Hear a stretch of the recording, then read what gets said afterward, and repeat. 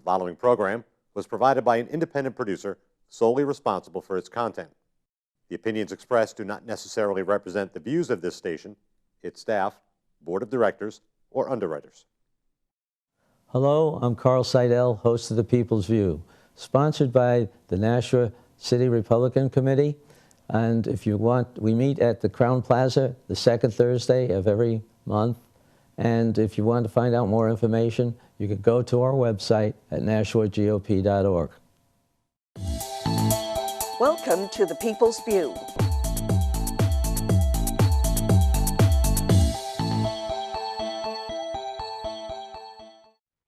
Hello and welcome. Today we're going to do a little bit of difference in the programming. We're going to be talking about Ward 1 a little bit, and the three representatives that you have, Elizabeth Ferreira, Eric Eastman, and myself, are the current legislators for your ward. And today we have Eric Eastman here, and he's going to talk about what he's done as a freshman legislator. I'm going for my fourth term, and I'll talk a little bit about that also. Elizabeth, unfortunately, couldn't make it, but we want to let you know that your legislators are open to hear from you. We have information at the end of the show that you contact us if you have any questions or suggestions or whatever. We want to make sure that you know that we're working for you. So Eric, tell us about your freshman year, because I think you surprised a lot of people as a freshman. You were very active, and you got a lot done up there, didn't you? Well, I'd like to think so. I mean, I'm certainly not one to sit idly by and be a wallflower, but first, let me begin by saying it's a great honor to be on your show. I know we've talked about it for a while. Putting our schedules together is always tricky, but we've managed to do that, and I'm grateful for the opportunity to come on your show. I do consider it a great honor, and moreover, I consider it a great honor to be serving alongside of you, somebody that's been doing this a while and really knows the ropes and knows how to be effective as a public servant and a legislator. And I emulate fellows like yourself here in our home city. I do. And there's other legislators, too, that I really do look up to and try to take my cues from, because I know that experience is the best teacher, and I hold that in very high regard. So thank you. Well, you've had some good experiences this year, the last 2 years, I should say. Quite a few, yeah. It's been analogous to learning a new language by immersion, by going to another country. And you might have had an idea of how to get along and converse and get things done, but you had no idea. And so you are compelled, in order to be an effective person in a given culture, to learn that language and learn how people behave and what their behaviors are, which are always peculiar to a new environment. So that's what I compare it to. I was immersed in this wonderful environment filled with people who have big ideas, that have big resumes, many of them, and really have big skill sets, and sometimes very big wills. The force of will is pretty prevalent in Concord, because folks want to change things for the better, in their view. So learning to broker consensus with other people is a very deft skill that you've got to learn. And if you don't do that, you're going to be half as effective as you could be. Now, I come from the arts, so I've worked with lots of different people in a team setting, both in theater as well as in media production, films and television and all that. So learning to broker that kind of consensus with people who are touchy about their vision for how things could be, their optimal view of how things ought to be, is a very important skill, and it's something that needs to be employed respectfully. And if you do that, what you're doing is you're creating relationships, and people respond to relationships better than anything. Most decisions are made emotionally. They're not made pragmatically. As many spreadsheets as you may have in front of folks, and that's effective data. People ought to be data-driven if they're making important choices based on numbers. But at the end of the day, and I also have a sales background too, at the end of the day, people make decisions at least half as much based on emotion, which hinges on relationships. And I think it's important that you show people the respect they deserve, but that you also understand that building that climate of trust and that climate of respect and decorum is hugely important to being effective. So you can be loud and you can be right, or you can be effective. And that usually involves compromise and requires consensus. So that's one of the big things I've learned. Can you give us some examples on the legislation that you were involved in?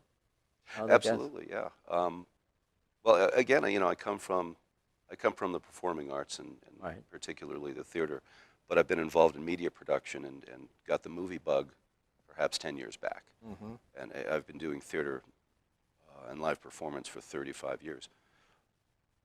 So for having done that and living where we live here in Nashua, I found that nearly all of my activity required me to leave the state, go to Massachusetts or Rhode Island or even New York, sometimes Maine, all of which I enjoy immensely. And I've got great friends and circles of brain trusts in, in this creative world all over New England. But what I found was that in those states that have the most activity and are most prolific in media production, making movies, they had an advantage, and it was a fiscal advantage. And that was something called tax credits. So there was a tax incentive built into tax code. It was built into statute in those states that allowed these professional, budgeted filmmaking enterprises to come to town to shoot and to enrich the local economies by all the expenditures they make while they're around, and also to bring a lot of cachet to the state or the city in which they're telling their tale. And so there were a lot of advantages that were captured by those states that were shrewd enough to understand that if you want to play ball, well, you got to suit up. You got to be competitive. So you want to pitch in the major leagues, you got to get ready to do that. So having been equipped with that insight, I realized, well, why not New Hampshire? We've got myriad settings that are as yet unexplored and unexploited that could factor into some great stories. We've got a lot of historical figures in our state Definitely. that have not yet been, rendered on the silver screen. More than a few.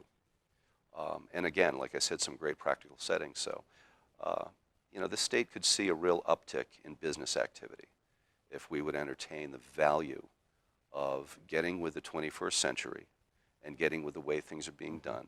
The fact that a lot of the activity that we think of as being Hollywood is now really decentralized. Stuff doesn't just get done on sound stages Right. in Culver City, California. This stuff is happening all over the country and the world. Eastern Europe is a burgeoning film industry. Oh, really? It certainly does, yeah. Bulgaria, a lot of places. Low cost and high energy and high rate of participation. So, I see all that happening in Massachusetts, and they've been enjoying that fiscal climate, which attracts this kind of professional activity, both TV and film, for nigh on a decade. They've benefited immensely. Look at it this way. When you go to Philadelphia, as a tourist, what's one of the things you want to do? Independence Hall. That? Yeah. Well, we're political wonks and history wonks, so of Yeah, course that's do what too. I thought of. But another thing in terms of film, Yeah.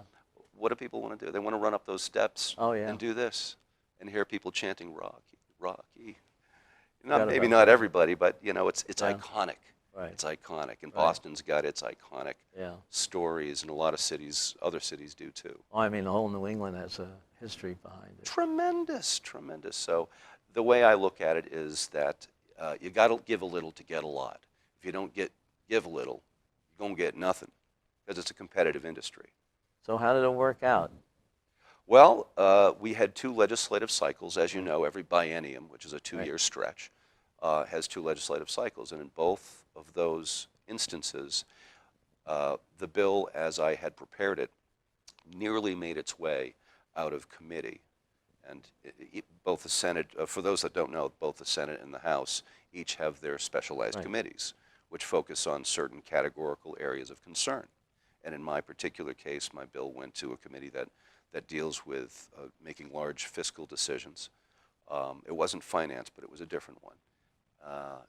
and is populated by people that are tremendously professionally seasoned in that kind of decision-making process. People who have a background as CFOs and what have you, or of that ilk.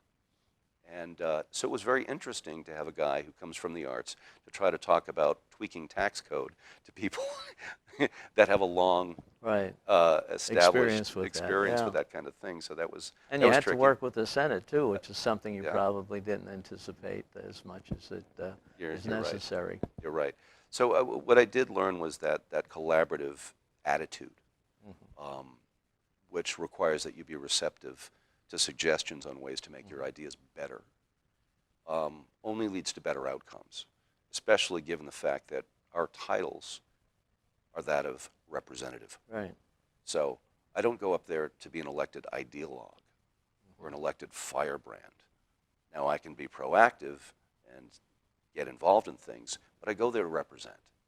And what I'm representing are the best interests of my city and my state needs an uptick in business activity, especially new business activity, which would hopefully attract professionals that have skills that, frankly, those that do have those skills tend to leave because they're going where the action is. Yeah, sure.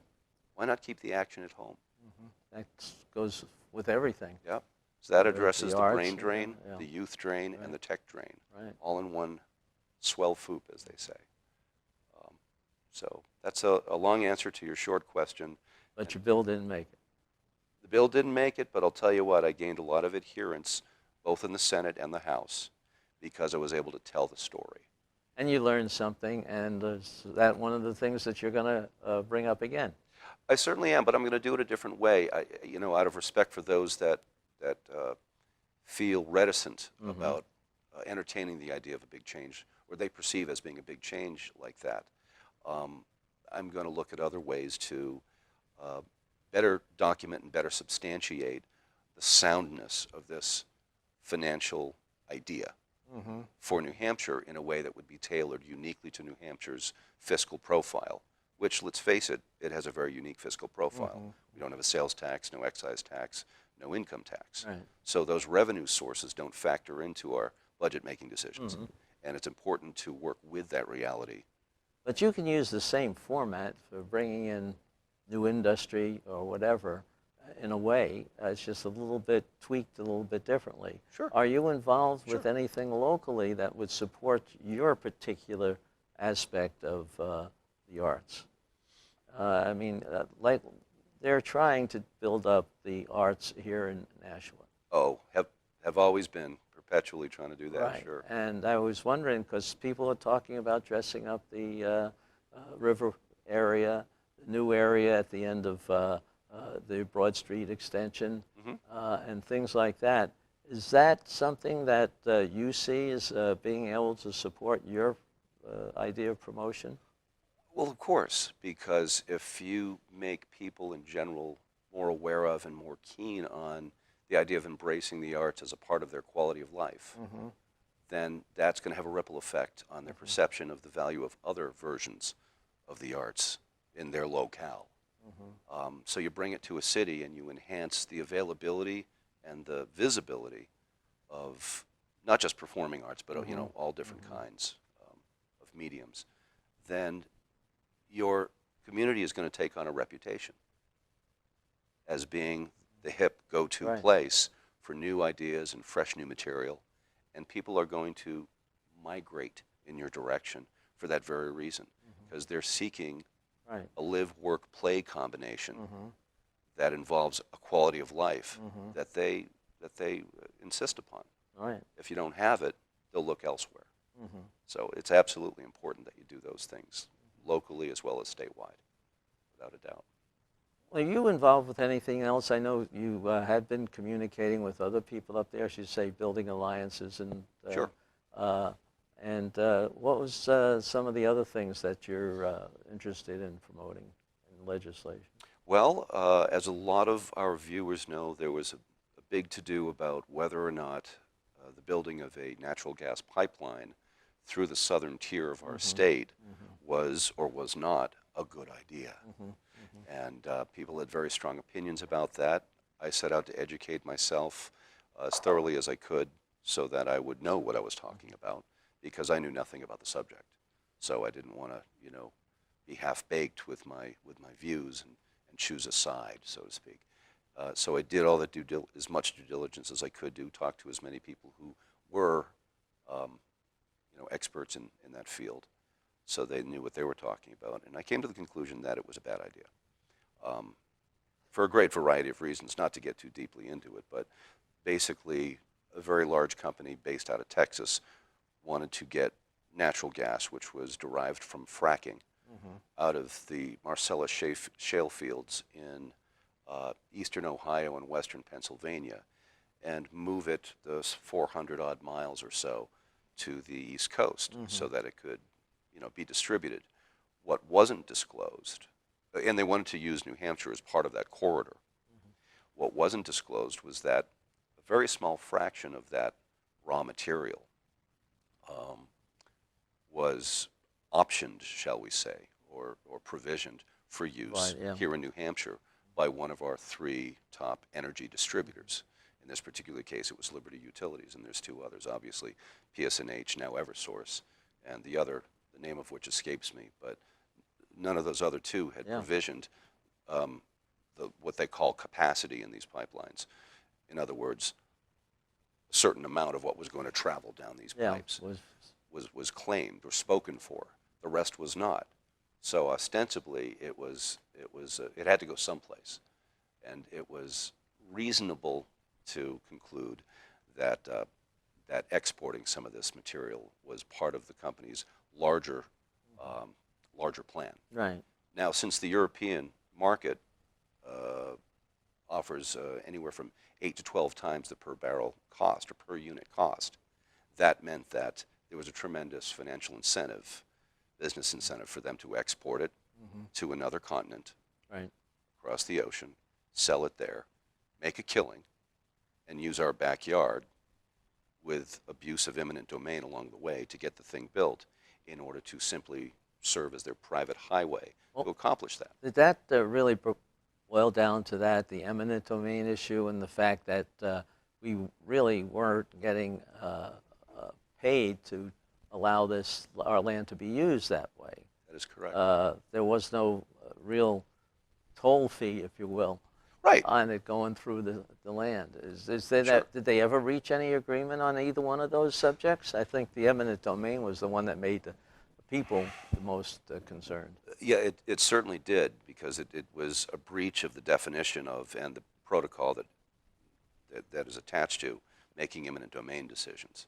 So the application of eminent domain is not necessarily an unjust thing, as long as it's done right, with full disclosure, and whereas all the involved parties, again, here's that word, consensus, reach an agreement that they can live with, and and then things move forward. But in this particular case, there was a lot of covering up of the details, a lot of last-minute disclosures of route changes, proposed route changes for this massive pipeline, 72 miles of which would have gone through southern New Hampshire.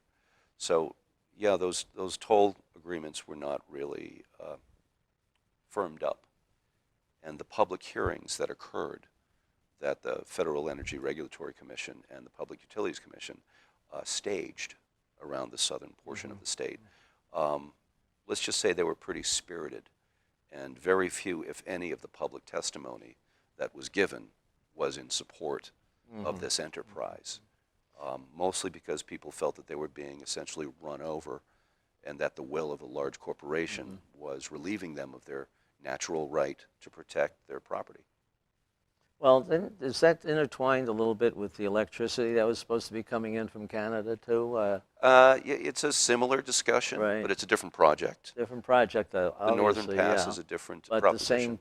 the same elements were the primary, were we going to get paid for the transport of this stuff? And did we have any control over the path? Right. There are legitimate concerns. I personally have different views about the Northern Pass project than I did about the pipeline project, but you have to get into the nitty-gritty and the details and all that. But our energy portfolio is strained here Well, that's in New another Hampshire. thing that you have to work with as a legislature. Yes, you We do. have the highest utility costs We do. in the country. And how are we going to do Pretty that close to to it, bring, yes. bring the costs down if we don't import some of this stuff? It's a Or- very fair point. It's a pragmatic point, Mhm. and you have to yield to that. But while doing so, you also have to look at how you're going to execute those solutions, and try to uphold the maxim, "Do no harm," or do as little harm as possible. Some might argue, well, you can't make an omelet without breaking a few eggs, and I get that. And sometimes that applies. But you have to balance that You out. got to balance that out, and you can't be hasty just because the company that's swooping in and promising to do good things without really backing it up Yeah. is in a big hurry to get something built. What they're trying to do is save their skins by leveraging a market that's friendly Sure. to those that can provide this raw material. The Northern Pass is a different thing. That's hydroelectric power coming out of Canada. So that's the source of the power generation. And it's just getting that energy Right. from point A to point B. Right. And people are concerned about its effect on the Right. the North Country. Do you think that you've made progress, though, because this isn't going to go away? Eventually, we're going No, to it's have to not. do some way of bringing gas in. That would, it may not have a demand now, but if we're going to get industry here, maybe we're going to have higher gas input to run our generators or something like that. Fair point. To be able to develop that. And does that pay for it, or are we gradually forming a pathway to solve these problems? These are serious problems that really are high on our list of really trying to solve. They're huge priorities, and Right. we wrestle with these things all the time, as you know, in the legislature, as does the Senate. But the fact is that I think the whole world agrees in terms of where the trends are with energy generation and production, and we need to pay as much attention as we can in a fiscally sound way to R&D on clean and renewable energy options without going overboard and jumping into that dinghy without knowing Right. if it's got any holes or if Right. it's big enough to carry everybody. Right. Right? So, sure, let's explore those things and let's invest in those things because that's the future. But at the same time, we've got to meet everybody's energy needs now. Part of the problem is that 52, if not more, % of our energy portfolio is reliant on burning natural gas. Right. That's a big chunk. So we're not going to be able to mitigate that overnight. So I agree, we have to look at those possibilities of bringing more of it in. But it would be good if we could trend over a 20-year period or 25-year period away from that too many eggs in one basket scenario, because I think it's a dangerous Let's situation. change the subject a little Sure. bit. What's that little red button on your lapel? Oh, you noticed that, huh? That was not issued to me by anyone in state government. As you know, at the State House, we sometimes wear pins Yeah, they give right. to us, which denote our identity as a legislator. This was given to me by a member of the Russian Politburo, back when that was a thing, Ah. before the wall fell. Ah. And I was involved in helping a cultural exchange program, which had a sister city here in the Northeast, which happened to be Lowell, Mass. Oh, really? And their sister city was in the middle of Siberia. And they sent a band, I don't know if it was a rock band or what it was, to that town known as Omsk, O-M-S-K, Siberia, which is literally east of the Ural mountain range. It's way out there. Yeah. And but the funny thing is that demographically, it's a town that's not unlike Lowell. It had a lot of old mill buildings, it has a river, and all of that. And they sent an 18-voice women's chamber choir here, Really? which when they got here, there's the person stateside that was going to facilitate all their gigs, their appearances, flaked out on them. So here they are high and dry, they're in the States, they don't speak the language, and they needed someone to help facilitate their tour, Yeah. their 2-week tour. So I stepped up, even though I had a night job, and just said, I'll sleep 2 weeks from now. And got involved. And just as they were finishing up, and I had great relationships from that, the band director or the choral director was a very dour, almost emotionless fellow from Siberia, complete language barrier between us, came up to me, took this off his lapel, pinned it on mine. His expression never changed, which was characteristic of his sort of nature. He was very austere, and that was his way of giving back. Very good. It says peace in 6 languages. You know, when I was in work for DuPont, I always had the opportunity to go to Russia. They're very friendly people, and great. one person told me that he liked the Americans much better than several of the European countries that were trying to do business with them. Interesting. Which surprised me, but you know, they're very friendly. Yeah. But anyway, we're running towards the end of the time. How'd that happen? We're trying to do a lot of things up there. One of the things that's going to come up is the capital budget. Mm-hmm. And, you know, everybody looks, we're limited in what we're in the neighborhood of $100 million that we use for capital budget. And I'm afraid that the university, while I like supporting them, probably wants a big chunk of that. And I don't know if you heard anything about that or not. I'd like to see them come in with a program, though, where they're showing some effort on their part of getting other money out from foundations or alumni or whatever as well. Yeah. I don't know how you feel about that. Well, as you know, we receive mail that folks that aren't in the position of being elected don't receive. So we get intel, right? It's almost like a daily briefing or something. So we get this information. It gives us some breadcrumbs to follow to get better educated about these things, and I receive them too. So what I'm looking for is more of that very same data about what efforts they've made, who they've reached out to, and you know what they're doing on the alumni front, as well as other private venues. Yeah, I think they're going to be questioned quite a bit.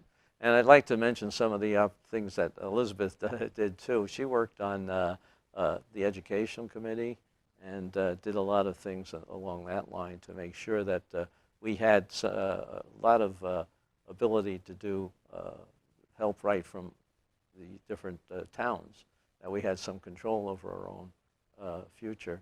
Our third colleague in Ward 1 Nashua is a fantastic state rep. So I was very fortunate to have 2 first-termers that did a job and did it extremely well.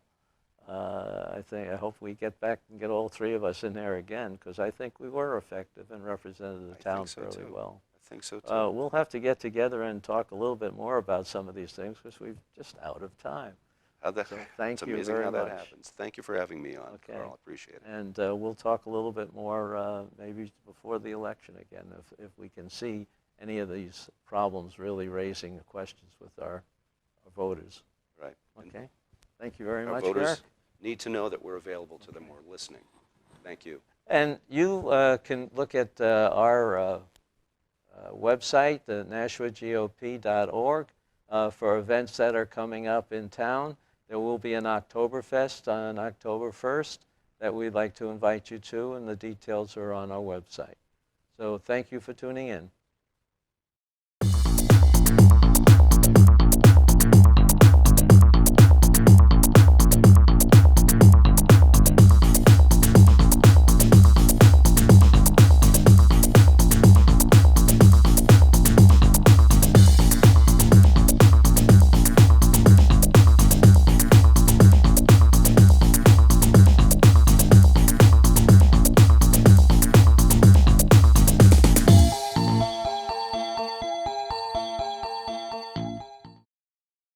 The preceding program was provided by an independent producer solely responsible for its content. The opinions expressed do not necessarily represent the views of this station, its staff, board of directors, or underwriters.